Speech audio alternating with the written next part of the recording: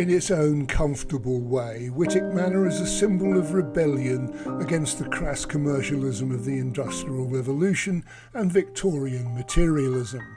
Although it's a rebellion which only the very rich, who'd already profited from those very industries, could really afford. Built at the height of Victoria's reign by a manufacturer of varnishes and paints with a big factory in the heart of Wolverhampton, it is said to have been inspired by a lecture given by Oscar Wilde on The House Beautiful. Theodore Mander, the varnish tycoon who commissioned the house, was inspired by the arts and crafts principles and the values of the aesthetic movement, which is why this house pretends to be a half-timbered country home, harking back to simpler pre-industrial days. The movement argued that art should not be confined to painting, sculpture and architecture, but should be part of everyday life. When we visited, autumn was in full swing and rather outshone the lovely house, especially now that it's surrounded on several facades in scaffolding.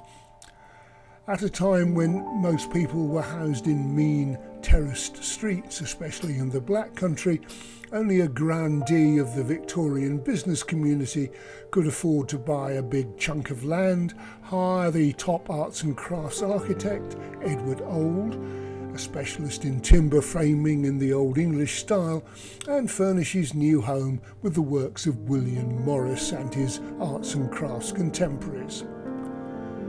The ornate oak timber frame is not structural apparently, but instead an aesthetic feature, allowing for highly decorative additions, and it seems that, structural or not, the timber isn't wearing too well, with the National Trust spending the best part of £1 million to repair the timber frame at Wightwick this summer and the following 2 summers in a phased operation. The exterior is showing signs of deterioration due to age and weathering, and the timber is losing its integrity, and this is resulting in movement of the frame, the plaster infill panels becoming loose, oak pegs falling out, and window frames requiring repair. And when we visited, there were earnest conversations going on high on the scaffolding between hard-hatted groups of people. Wightwick has a romantic jumble of buildings around the main house and 17 acres of woodland and gardens, and the outbuildings include parts of an earlier Jacobean manor house. There are some magnificent trees, now in full autumnal colour, and they provide a series of frames for views of the house itself, the shape of the building showing through the veil of scaffolding. For us, the gardens are what allow regular visits to Wightwick, as they provide an ever-changing scene, with the buildings the only fixture.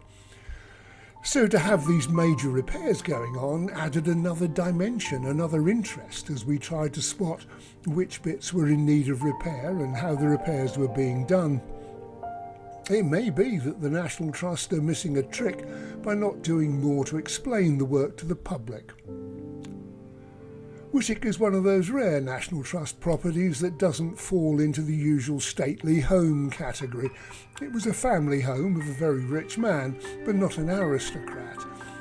It was built in a style that was short-lived, but is now much admired. And then finally, in 1937, Geoffrey Mander persuaded the National Trust to accept a house that was just 50 years old, under the Country Houses scheme. And then he and his wife became its live-in curators, opening the house to the public and adding to its contents. Wightwick is a little gem, sparkling on the edge of Wolverhampton, and its grounds are a worthy setting for the house itself. In fact, one without the other would not be as wonderful. The combination is what makes Wightwick a must-see place to visit.